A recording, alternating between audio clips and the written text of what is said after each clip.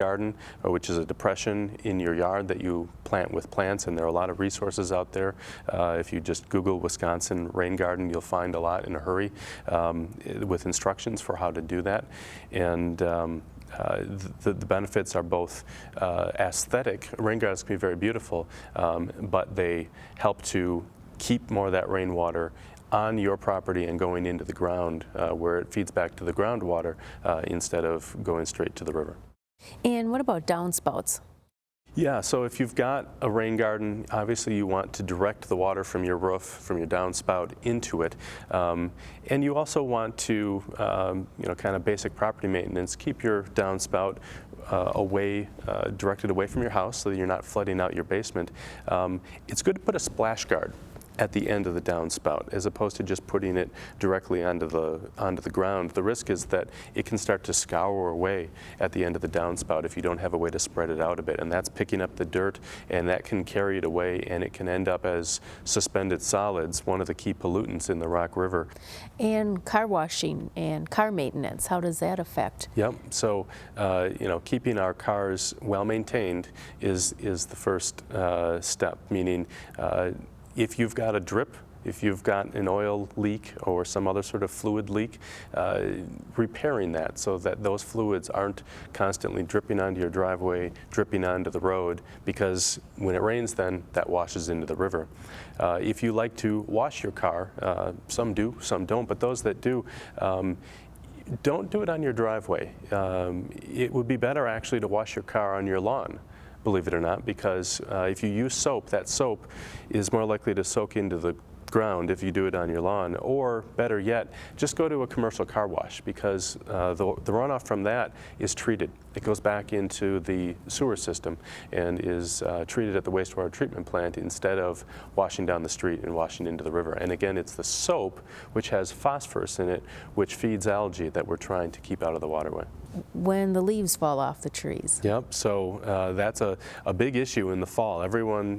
Most people are trying to figure out what to do with their leaves. The number one thing is don't put your leaves in the street. The natural thing people want to do, if you have collection by the city in your community, is to rake them into the street so that the city can come along and pick them up. But if you check with your community, you are likely to find that your community has an ordinance that specifically prohibits that. The problem is if you put those leaves on the curb, it rains and it picks up some of the leaves and it washes through those leaves and it picks up nutrients. Decomposing leaves, again, have phosphorus and other nutrients that feed the river when we shouldn't be feeding the river. And so if you're piling them up for the city, pile them up behind the curb or off the pavement.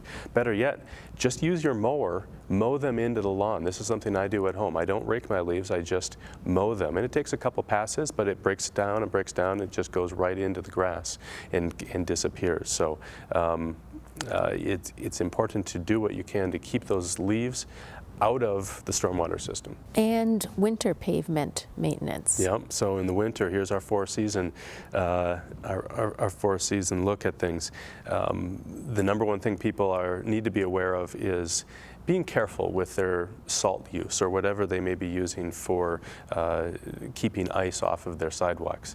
The best thing to do is to not use salt by shoveling quickly before the snow gets packed down.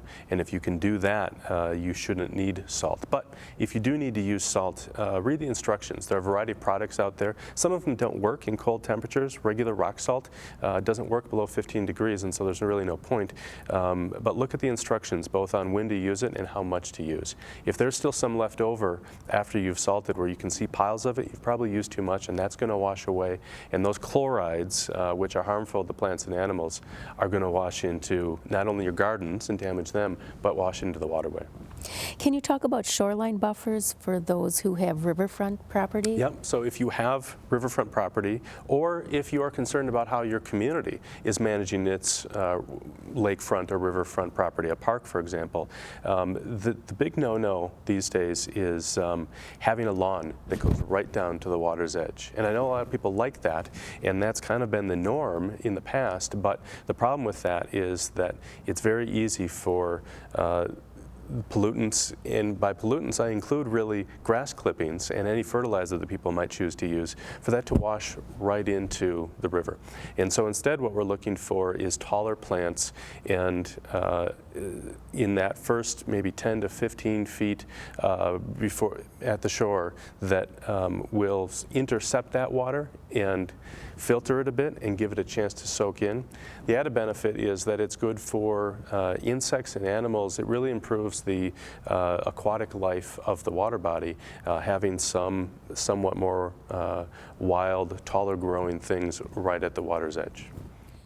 What is illegal storm drain dumping? It should be apparent to most people, after we've talked about just grass clippings and leaves not going into the stormwater, that we really don't want oil, paint, any sort of man-made liquid or object. If you wouldn't pour it directly into the river, you also shouldn't put it on the road or into a storm drain. And so, occasionally you hear about someone trying to figure out what to do with an old can of paint and deciding, well, I'll just pour it down that storm drain. Doesn't that just go to the wastewater treatment plant? No, it doesn't. It goes into the river.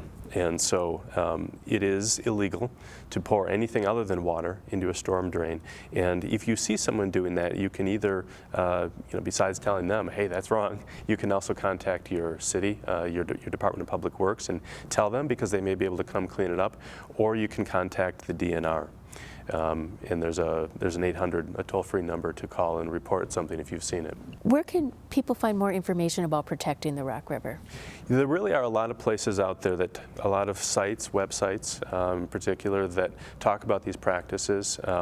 The Rock River Stormwater Group has a site called renewtherock.com, which we maintain with information on all of these topics. So if people are curious about what to do and not do in their yard, that's a good place to start. It's a good resource. Well, thank you very much, Jason. Absolutely. Thank you. We have been speaking with Jason Valerius. He is the Outreach Specialist for the Rock River Stormwater Group.